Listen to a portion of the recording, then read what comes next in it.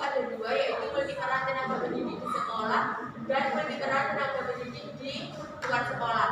Nah, sebelumnya saya akan menjelaskan tentang multiperan tenaga pendidik. Multiperan tenaga pendidik itu sebuah upaya atau usaha yang dilakukan oleh guru sebagai pendidik. Nah, peran guru tidak hanya di sekolah, tetapi juga guru berperan di luar sekolah. Dalam proses pendidikan, guru tidak hanya menjalankan fungsi ahli ilmu pengetahuan, tetapi guru juga menanamkan nilai dan membangun karakter siswa secara berkesinambungan. Secara aplikatif, guru harus menguasai cara belajar yang efektif, mampu membuat model satuan pembelajaran, mampu memahami kurikulum secara baik, dan mampu menjadi model bagi siswanya.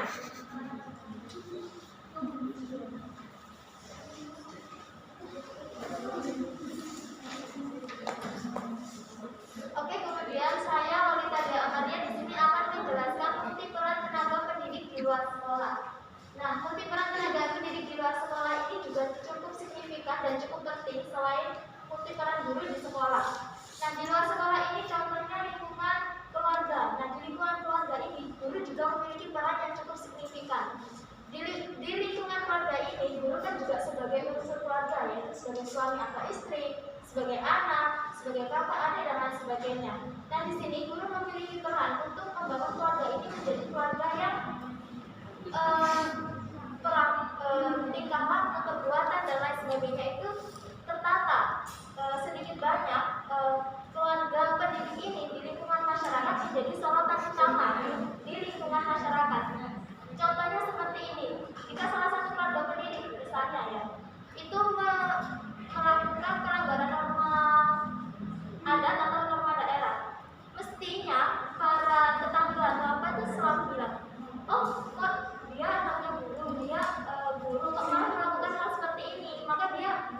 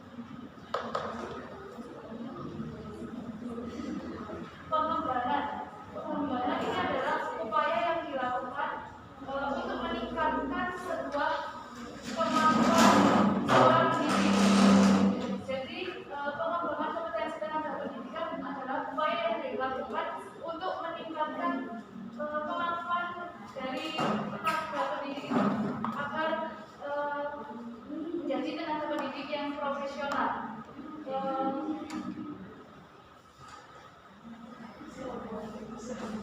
Pengembangan kompetensi tenaga pendidikan ini dilakukan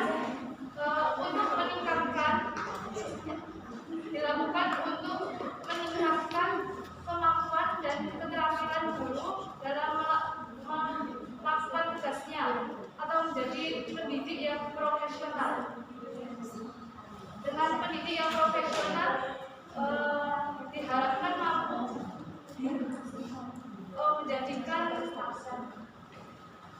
diharapkan mampu membuat pengetahuan keterampilan sikap peserta didik semakin meningkat. Nah, pengembangan kompetensi tenaga pendidik ini yang pertama yaitu pengembangan diri.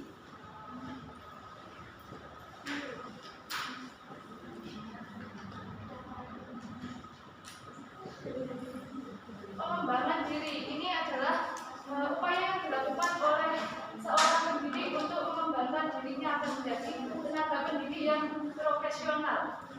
Yang pertama itu dengan mengikuti diklat fungsional. Nah, diklat fungsional itu kegiatan yang dilakukan oleh pendidik untuk mengikuti sebuah kursus, latihan, seperti misalnya latihan pembuatan RPP, latihan untuk mengikuti latihan media pembelajaran atau pengembangan metode pembelajaran seperti itu. Selanjutnya yaitu pengembangan diri juga dapat dilakukan dengan kegiatan kolektif guru. Kegiatan kolektif guru ini misalnya seperti workshop tentang pendidikan, seminar tentang pendidikan, atau mengikuti MGMP atau musyawarah guru mata pelajaran. Seperti itu. Terima kasih.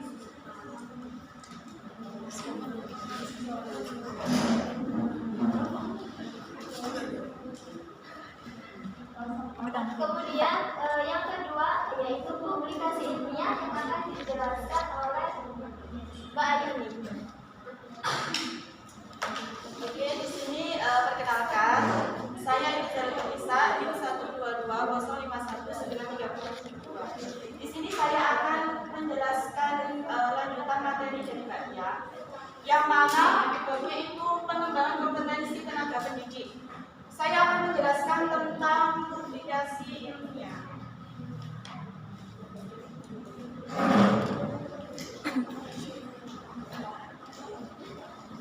Publikasi ilmiah ini dapat diartikan sebagai menyusun hasil karya-karya ilmiah dan mempublikasikan karya-karya ilmiah atas hasil sebuah penelitian maupun gagasan ilmu di bidangnya.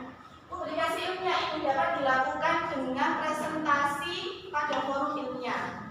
Publikasi ilmiah ini merupakan jenis pengembangan kompetensi tenaga pendidik yang terdiri dari 3 kelompok. Yang pertama yakni presentasi pada forum ilmiah. Yang kedua, publikasi hasil penelitian atau gagasan inovatif pada pendidikan formal.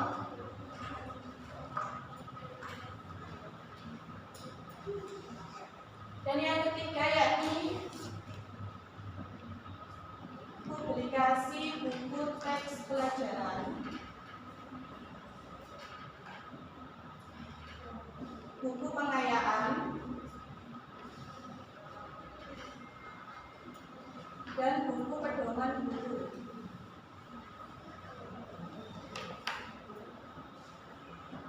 Nah, publikasi ilmiah ini dapat dibagi menjadi 3. Yang pertama yakni presentasi pada forum ilmiah. Maksud dari kata presentasi pada forum ilmiah ini artinya sebuah kegiatan yang bisa dilakukan oleh guru melalui presentasi atau pemaparan tentang suatu ilmiah, misal seminar ataupun lain-lainnya. harus membuat makalah ilmiah atau membuat materi ilmiah yang akan dipresentasikan nantinya. Kemudian yang kedua yakni publikasi hasil penelitian atau gagasan inovatif pada pendidikan formal.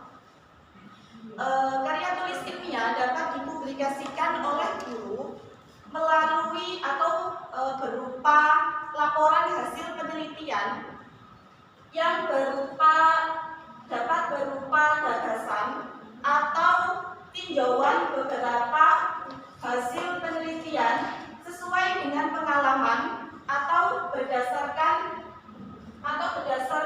dengan gagasan yang sedang diteliti. Kemudian yang selanjutnya yakni publikasi buku teks pelajaran, buku pengayaan, dan pedoman guru.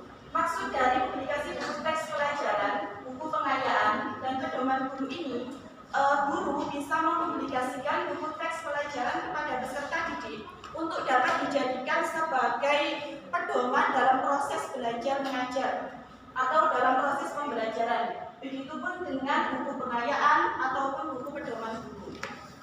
Terima kasih. Kemudian penjelasan terakhir mengenai pengembangan kompetensi tenaga pendidik, yaitu karya inovatif akan dijelaskan oleh Mbak Ulan.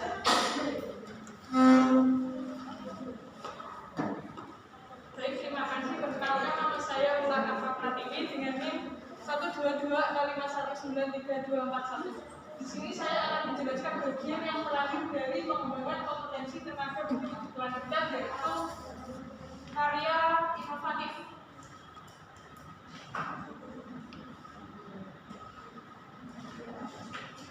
Mungkin kita sedikit mengupas apa itu arti dari kata karya dan kata inovatif. Dari teman-teman ada yang tahu apa itu arti karya? Kata karya? Hasil dari pemikiran seseorang. Hasil Hasil dari pemikiran seseorang. Terus hasil dari perbuatan.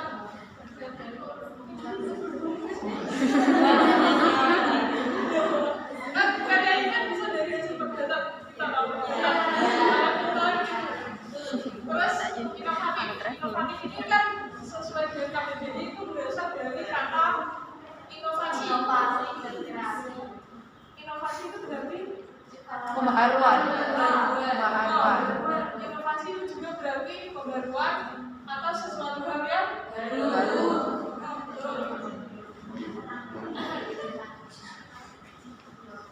Nah, karya inovatif dalam pengembangan kompetensi tenaga pendidik ini berarti juga guru juga melakukan kegiatan-kegiatan yang mengoptimalkan atau meningkatkan kompetensi keprofesiannya. Nah, pengembangan karya inovatif ini ada 3 kelompok. Yang pertama adalah teknologi tepat guna.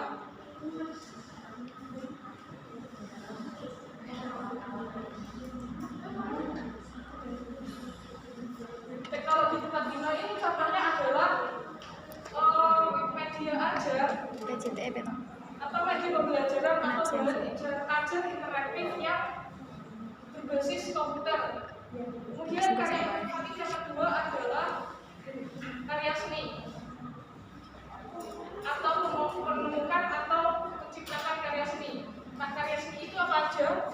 Karya seni dibedakan menjadi 4, yaitu seni sastra, seni rupa, seni desain grafis, dan seni musik. Nah, seni sastra dulu. Seni sastra ini berupa apa aja? Ada yang tahu seni sastra? Bahasa, puisi, buku. Nah, betul sebenarnya. Tapi lebih spesifik lagi, seni sastra itu ada yang disebut juga dengan seni seni sastra ya. Apa? Puisi, terus cerpen, novel, naskah drama juga bisa, naskah film juga bisa. Kemudian selain seni sastra tadi juga disebutkan ada seni rupa. Ada yang tahu contohnya seni rupa? lukisan, patung. Bisa ada keramik, ada juga apa? Oh ya, patung, ada juga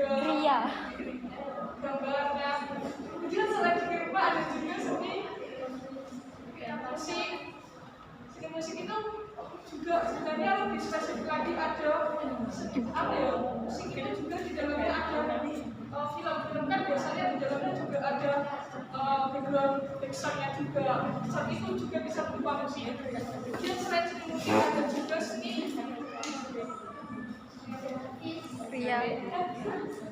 oh iya, desain grafis. Desain grafis ini juga bisa berupa poster, kemudian juga bisa berupa pamflet,